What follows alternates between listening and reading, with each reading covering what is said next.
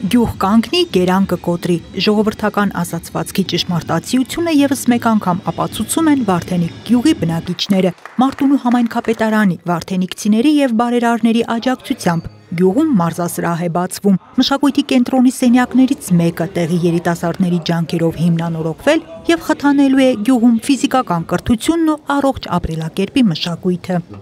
Մենք կարևորություն տալիս ենք սպորտի զարգացմանը եւ կարծում եմ այսօրվա այս մարզասրահի բացումը նույնպես կողքեվորի մեր երիտասարդներին մարզվելու եւ այնուհետեւ իրենց մարզական կարիերան ավելի պրոֆեսիոնալ ձևով շարունակելու համար։ Մենք մարզասրահների գույք ձեռք բերել ենք եւ սուբվենցիոն ծրագրերի միջոցով, բայց Վարդենիկի այս մարզասրահը մի փոքր տարբերվում է, քանի որ այն եւ համայնքապետարանի աջակցություն ու ներդրումը կա այս մարզասրահի բացման գործում, բայց հիմնական գույքը, մարզագույքը ձեռք է բերվել բարերարների շնորհիվ։ Ջրասահք ՍՊ-ն, որը արդեն քանի տարի է Վարդենիկի զարգացման հիմնադրամին տրամադրում է տարեկան 10 միլիոն դրամ, նրանց այդ միջոցներով գնվել են այս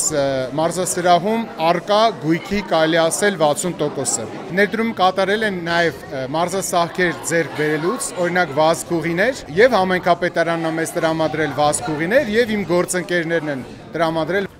Նախաձեռնության հեղինակների հեռահար նպատակը Վարդենիկում մարզական կրթության որակը բարձրացնելն ու պրոֆեսիոնալ մարզիկներ պատրաստելն է։ Այս մարզասրահը դիտարկում են նաև գյուղում մարզադպրոց ունենալու առաջին քայլ։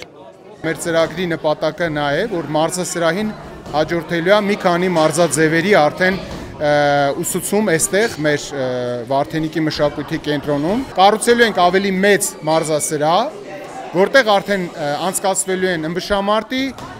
կարատեի եւ ծանրամարտի դասընթացներ։ Մարզասրահի բացումը նաև գյուղում ապրելը երիտասարդների համար հրապուրիչ դարձնելուն ուղղված քայլերից է։ Արտուշ Խաչատրյանը համոզված է, որ այս մոդելը կարող է արդյունավետ կյանքի կոչվել մեր երկրի բոլոր գյուղական բնակավայրերում։